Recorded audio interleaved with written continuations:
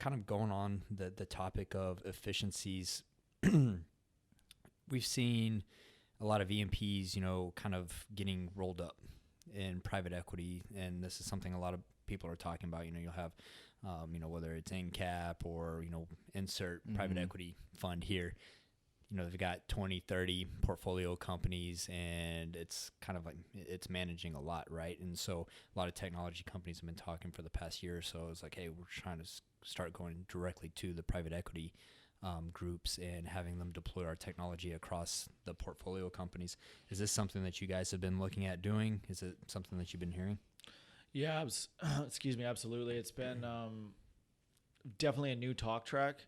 I think it's always kind of existed on the back burner, but there's never really been the perfect storm to force that into actual implementation. And we have had some of the most unique and interesting conversations about getting to that next tier of cash, I guess I'll call it, and talking with the PEs on that level of, is there a reason why you guys don't want this financial data? Or you wait on your portfolio companies to share it with you. Here's a tool that gives you access to look across your portfolio. And I think we're going to be able to pull it off. We're deep down the road in discussions with a lot of them. And it's going to be interesting to see the way this plays out because more than ever, the investors kind of have a say. Yeah. And when you talk about the M&A side and sort of the consolidation of a lot of these assets, it's just going to add. We're transaction based and we're size based, right? So the bigger you are and the more transactions, the more you pay. And so if we've managed to infiltrate 2 or 3 of the portfolio companies, and all of a sudden they're consolidated, well, perfect. Everybody's going to now have access. The PE level now has access to that data.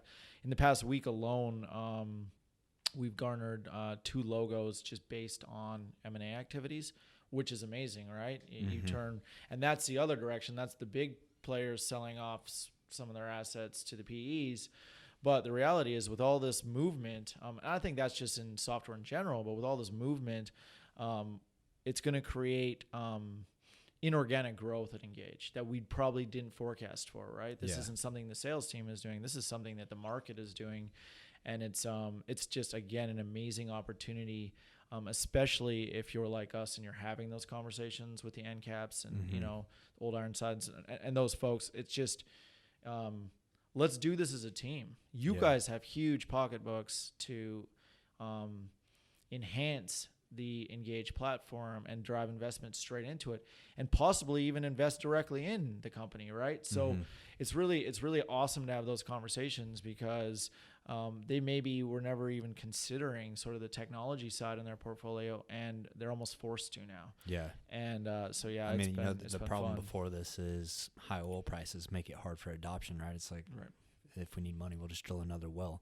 For so long, it was like the private equity, like selling into the private equity companies to get access to the portfolio companies is not a new concept. It's been around forever.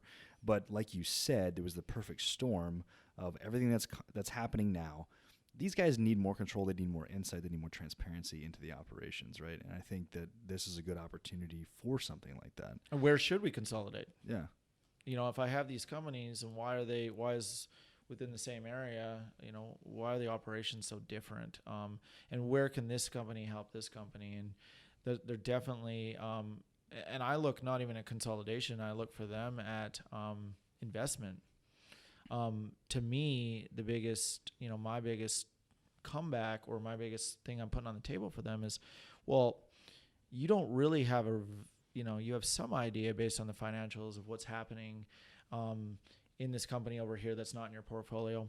But if that company is on Engage, what data can you go now get at that you weren't able to before to make your decision on the investment? It's giving them a coupon code.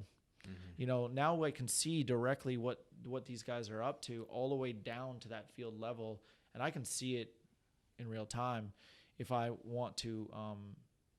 And so the conversations are funny, and we're seeing it that they're actually reaching out outside of their portfolios to our clients talking about Engage. So you'll have, portfolio PEA talking to a company in PEB's portfolio about what Engage is doing. And I don't think that they're doing it to find out what Engage does. I think they're finding out they can ask different questions now because of the data that that specific company has. And I think that's going to be a jump off for Engage here in the near term, is using our data to really validate some of these M&A transactions or consolidation, or just going out and plucking because you have more insight into what exactly is going on.